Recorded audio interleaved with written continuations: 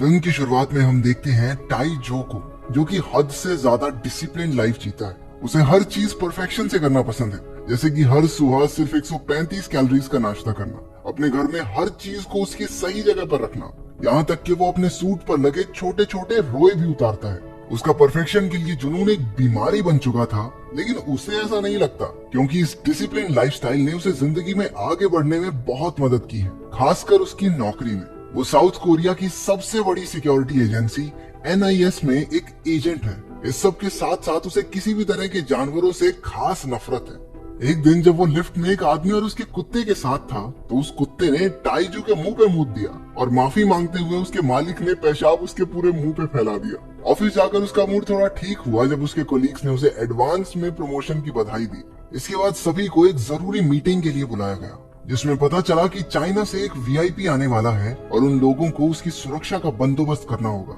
ये event China और Korea के बीच 25 साल के अच्छे संबंधों की खुशी मनाने के लिए ऑर्गेनाइज किया गया है और इसमें किसी भी तरह की गड़बड़ बर्दाश्त नहीं की जाएगी। पता चलता है कि वो VIP कोई इंसान नहीं बल्कि मिंग मिंग नाम की एक पैंडा है।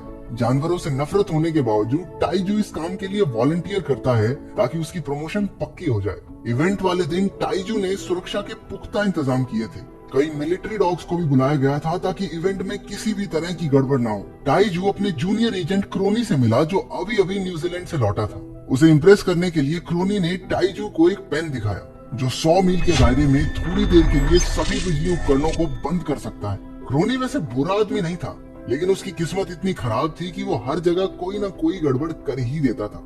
इसलिए टाइजू ने उससे वो पेन ले लिया और ढंग से अपनी ही जगह पर रहने को कहा।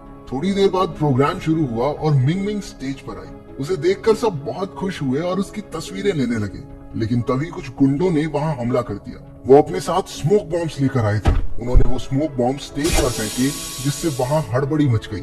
मिंग मिंग भी डरकर वहां से भाग ली। क्रोनी ने ये सब देखा और एक गोल्फ कार्ट में बैठकर उसका पीछा करने लगा। टाइजो भी उसके पीछे ही था, लेकिन तभी उन गुंडों ने मिंग मिंग को बेहोशी की गोलियां मारकर गाड़ी में बैठा लिया। टाइजू ने उन्हें रोकने की कोशिश की, लेकिन गुंडों ने उसके पास एक स्मोक बॉम्ब फेंका और उसे चकमा देकर वहां से निकल गए। इससे पहले कि वो उनका पीछा करता, क्रोनी ने अपने गोल्फ कार्ट से उसे टक्कर मार दी।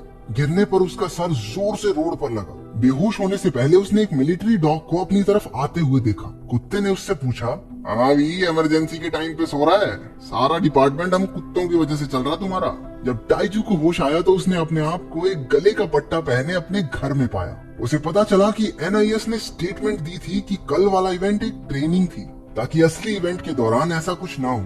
लेकिन ये सिर्फ मीडिया से मिंग मिंग के अगवा हो जाने की खबर को छुपाने का एक तरीका था। टाइजू अपने ऑफिस जाने के लिए घर से निकला, लेकिन लिफ्ट में उसे फिर से वही कुत्ता मिला जिसने उसके मुंह पे मूता था। लेकिन आज उसे कुत्ते की बातें समझ में आ रही थी। वो कुत्ता खुद से बात कर रहा था कि आज फिर से मौका मिल जाए तो मजा आ जाए, इसी के मुंह पे हल्का हो जाऊं। वो जल्दी से एक दुकान पर गया और बढ़िया खाना और कुछ दवाइयां ली, ये सोचकर कि शायद वो बीमार हो गया है। लेकिन उसके होश तो तब उड़े जब वहाँ पालतू जानवरों के सेक्शन में एक चूहे ने उसे खुद को खरीदने के लिए कहा और उसके साथ वाले कंटेनर में बैठा है जॉग तो कहने लगा कि इसे छोड़ के मुझे ले चलो अंकल, मैं बहुत बढ़िया हूँ, मेरे पे 500 रुपया ऑफ भी है। टाइजू जल्दी से वहाँ से भाग गया। ऑफिस में पहुंचकर उसने फिश टैंक में तैर रही मछलियों को उस पर हंसते हुए सुना। कल तक तो प्रमोशन के सपने देख रहा था, आज नौकरी से भी हाथ धो बैठेगा। ओ बिरे सालू की तैरो तैरो अपना तैरो। टाइजू ने चौंक कर अपने बॉस से पूछा कि क्या उसे नौकरी से हटाया जा रहा है, जिसने जवाब दिया कि वो उनके सबसे अच्छे एजेंट्स में से एक है, वो भला उसे क्यों हटाएंगे। लेकिन जब मछलियां चुप होने का नाम ही नहीं लेती तो टाइजू जोर से उन पर चिल्लाया। सब उसकी तरफ असमंजस में देखने लगे। उसने अपनी डायरेक्टर को बताया कि वो जानवरों की बात सुन सकता है। डायरेक्टर को लगा कि उसके सर पर लगी चोट ने कुछ गहरा असर किया है और उसे कुछ दिन आराम करने को कहा। ऑफिस से टाइजू सीधा जू में गया, जहाँ नकली पांडा को रखा गया था। ये पांडा कोई और नहीं बल्कि क्रोनी था, जिसे कॉस्ट्यूम पहनाकर वहाँ छोड़ दिया गया था ताकि किसी को शक न हो। जब टाइजू और क्रोनी कुछ बातचीत कर रहे थे तो क्रोनी ने गलती से अपनी कॉस्ट्यूम में ही आग लगा ली, जिसके बाद उसे अस्पताल ले जाना पड़ा। जब टाइजू घर लौट रहा था तो उसे एक फीमेल गोरिल्ला ने अपने पास बुलाकर कहा कि वो जानती है कि VIP पांडा कहाँ मिलेगा और एक मैगजीन के बदले उसे वो ये जानकारी दे देगी। टाइजू उसे नेशनल ज्योग्राफिक की मैगजीन देता है, जिसमें वो सेक्सी गोरिल्लाओं की तस्वीरें निहारती है। फिर उसने टाइजू को नाम के एक कुत्ते के बारे में बताया जिसे किडनैपर्स की सुगंध याद है। अगर उसने को ढूंढ लिया तो वो उसे मिंग मिंग को अगवा करने वालों तक ले जा सकता है। उस रात वो एक खाली पड़े घर में गया जहाँ कुछ जानवरों को अपने वीरता के किस्से सुना रहा था कि कैसे उसने सर्बिया में कई सिपाहियों की जान बचाई थी। टाइजू को देखकर उन्होंने उस पर हमला कर दिया, लेकिन उसने उनके सामने खाना फेंक कर उनका ध्यान भटकाया और लेकर भाग गया। घर जाते समय टाइजू ने ऐसे किडनैपर्स के बारे में पूछा, लेकिन इस सिचुएशन का फायदा उठाते हुए कहा कि खाली पेट याद सा नहीं आता कुछ। वो टाइजू के घर पर आए जहाँ मस्त भागना शुरू कर दिया, जबकि टाइजू उसके पीछे पीछे उसके पंजों के निशान मिटाता फिर रहा था। अगली सुबह जब टाइजू ने अपने घर में पहली बार गंद मचा हुआ देखा तो वो इसके लिए डांटने लगा, लेकिन तभी वहाँ उसकी बेटी सियो यान अपनी दो दोस्तों के साथ पहुंची। उसकी माँ के गुजर जाने के बाद सियो यान और टाइजू के रिश्ते में काफी तनाव आ गया था। उसकी खतरनाक नौकरी की वजह से वो दोनों साथ भी नहीं रहते। आज उसकी बेटी का जन्मदिन है और टाइजू ने उसे एक अच्छी पार्टी देने का वादा किया था, लेकिन घर में गंद मचा देखकर वो समझ गई कि उसके पिता उसका जन्मदिन भूल गए थे। पर जैसे ही उसने को देखा वो खुश हो गई कि चलो पापा में थोड़ा बदलाव तो आया। टाइजू उसे सच्चाई बताकर दुखी नहीं करना चाहता था, तो वो चुप रहा। इसके बाद वो एक पार्क में गए जहाँ पूरा दिन सियोयान के साथ खेली। शाम को उसके जाने के बाद पास में हो रही आतिशबाजियां को उस समय की याद दिलाती हैं जब वो सर्बिया में था, जिसके बाद वो थोड़ा उदास हो गया। जब टाइजू ने उससे इस बारे में पूछा तो उसे बताया कि उसे सर्बिया में उसकी मालकिन को मारने वाले इंसान की सुगंध अच्छे से याद है और ये वही आदमी है जिसने उस वीआईपी पैंडा को अगवा किया है। उसने उस समय को याद किया जब वो अपनी मालकिन सोही के साथ एक बम का पता लगाने की कोशिश कर रहा था, लेकिन तभी एक दूर खड़े आदमी ने उसे डेटोनेट कर दिया। इस धमाके में सोही की मौत हो गई। उसने उस आदमी पर हमला किया लेकिन उसे रोक नहीं पाया, पर उसे ये जरूर पता चला कि उस आदमी की एक टांग नकली है। और फिर जिस दिन वो किडनैपर्स मिंग मिंग को अगवा करने आए तो उसे वही सुगंध फिर से आई। कुत्ते की दुख भरी कहानी सुनकर टाइजू को उसके लिए बहुत बुरा महसूस हुआ और उसका मूड ठीक करने के लिए उसके साथ खेलने लगा। उधर मिंग मिंग बैम्बू के अलावा कुछ भी खाने से मना कर देती है, जिसके बाद वो किडनैपर्स उसके लिए एक फार्म से बैम्बू लेकर आए। अगले दिन सूंघता हुआ टाइजू को उसी बैम्बू फार्म में ले गया। उन्होंने उस फार्म के मालिक की पालतू बकरी से किडनैपर्स के बारे में पूछा, जिससे उन्हें किडनैपर्स की गाड़ी का पता चला।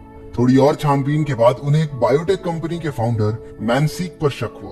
उसकी तस्वीर देखते ही ने उसे पहचान लिया और कहने लगा कि यही मिंग मिंग का किडनैपर है। वो उसकी कंपनी के हेडक्वार्टर्स में गए और पता लगाया कि वो जल्द ही एक नया प्रोजेक्ट शुरू करने वाला है, जिसमें वो एक पैंडा के जीन्स का इस्तेमाल करके एक नई स्पीशीज का इजाद करना चाहते हैं जिसे इंसान पालतू जानवरों की तरह अपने पास रख सके। और इसी वजह से उसने मिंग मिंग को अगवा करवाया होगा। टाइजू ने मैनसिक और उसके बॉडीगार्ड्स पर हमला किया और उसे गिरफ्तार करके पुलिस स्टेशन ले गया, लेकिन गलती से वो पीछे ही छोड़ आया। एनआईएस की डायरेक्टर ने टाइजू से पूछा कि वो किस बिना पर मैनसिक को गिरफ्तार करके यहाँ लाया है, पर वो कैसे बताता कि ये सब एक कुत्ते ने उसे बताया था।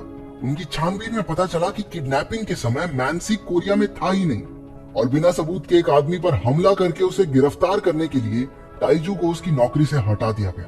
एनएसआई हेडक्वार्टर से छूटते ही मैनसिक सीधा उन लोगों के पास गया जिन्हें उसने मिंग मिंग को अगवा करने की सुपारी दी थी। हमें पता चला कि दिमित्री नाम के एक आतंकवादी ने मिंग मिंग को किडनैप किया था। तो धोखा इसलिए लगा क्योंकि दिमित्री ने अपने चेहरे पर मैनसिक का एक हाईटेक मुखौटा पहना था। उस पैंडा को अगवा करने के बदले उसने मैनसिक से ऐसे कैप्सूल बनवाए थे जिन्हें अगर किसी को खिला दिया जाए तो एक रिमोट का इस्तेमाल करके दूर से ही धमाका किया जा सकता है। जो मैनसिक का पीछा करते हुए वहां पहुंचा था, उनकी बातें सुनकर सारी सच्चाई समझ गया। उसने मिंग मिंग के पास जाकर उसे दिलासा दिया कि कोई नहीं चाची, आएंगे तुझे बचाने। इसके बाद वो भागता हुआ टाइजू के घर गया और घंटी बजाकर दरवाजा खोलने को कहा, लेकिन टाइजू को अब उस पर बिल्कुल भरोसा नहीं था क्योंकि वजह से ही उसकी नौकरी गई थी। मिलिट्री वाले वहां से ले गए और ये तय हुआ कि ऑर्डर्स फॉलो ना करने की वजह से उसे मार दिया जाएगा। जब सीओ यान से मिलने वापस आई तो उसे पता चला कि टाइजू ने उसे छोड़ दिया है। अपनी बेटी को दुखी देखकर टाइजू ने वो बचाने का फैसला लिया। वो मिलिट्री के डॉग शेल्टर में गया और उसकी जान बचाई। टाइजू को उस गोदाम में लेकर गया जहाँ किडनैपर्स ने मिंग मिंग को रखा था। उन्हें वहाँ क्रोनी भी मिला जो जॉगिंग करते हुए रास्ता भटक गया था। टाइजू जानता था कि इसको अंदर ले गए तो मरे, इसलिए उसने सख्ती से उसे बाहर ही रहने को कहा। तो टाइजू चुपचाप गोदाम में दाखिल हुए। टाइजू ने एक इलेक्ट्रिक गन से बहुत सारे आतंकवादियों को ढेर कर दिया। दिमित्री और उसके बीच में लड़ाई शुरू हुई। दिमित्री उसे मारने ही वाला था, लेकिन ऐन मौके पर वहां आकर उसकी जान बचाई। वो मिंग मिंग को लेकर वहां से जल्दी से भागे।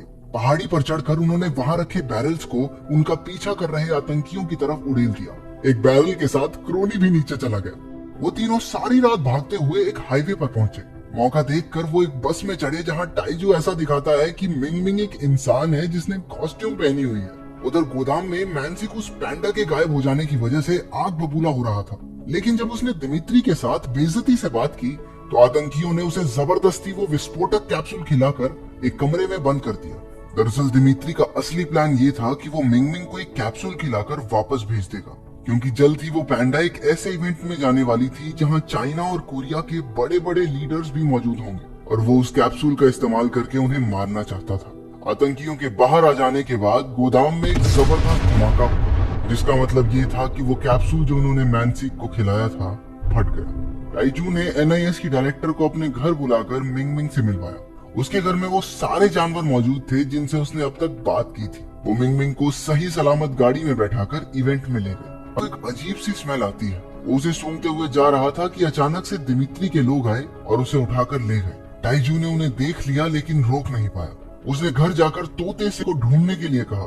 दिमित्री जबरदस्त सभी मिलिट्री डॉग्स को वो विस्फोटक कैप्सूल खिला देता है, क्योंकि वो भी उस इवेंट में मौजूद होंगे। तो दिमित्री अब उन सबको बम की तरह इस्तेमाल करेगा। प्रोग्राम शुरू हुआ और दोनों देशों के लीडर्स एक दूसरे से मिले, लेकिन जब मिंगमिंग परफॉर्म करने स्टेज पर आई तो दिमित्री ने अपने फोन से काउंटडाउन शुरू कर दिया। कुत्तों को छोड़ दिया गया, जिससे लोगों में हड़बड़ी मच गई। बाहर से दरवाजे बंद होने की वजह से वो सब अंदर ही कैद हो गए। कैप्सूल्स के फटने से कुछ देर पहले टाइजू क्रोनी के पास गया और उसके पेन के बटन को दबा दिया, जिसने वहां मौजूद सारे इलेक्ट्रिक डिवाइसेस को बंद कर दिया। सभी कैप्सूल्स कुत्तों के पेट में ही डिफ्यूज हो गए। दिमित्री वहां से भागने की कोशिश करता है, लेकिन अब उसका पीछा किया। इस लड़ाई में पूरी तरह घायल हो गया। दिमित्री उसे मारने ही वाला था कि टाइजू बीच में कूद पड़ा। गोली टाइजू को लगी। अगले दिन जब वो अस्पताल में उठा तो उसे पता चला कि जानवरों के अस्पताल में है। वो उससे मिलने गया, लेकिन पहले ही मर चुका था। दोनों बाप बेटी लिपट कर रोने लगे, लेकिन डॉक्टर ने आकर बताया कि वो बस सो रहा है। आखिरी सीन में हम देखते हैं कि अपनी वीरता के लिए NIS की डायरेक्टर एक मेडल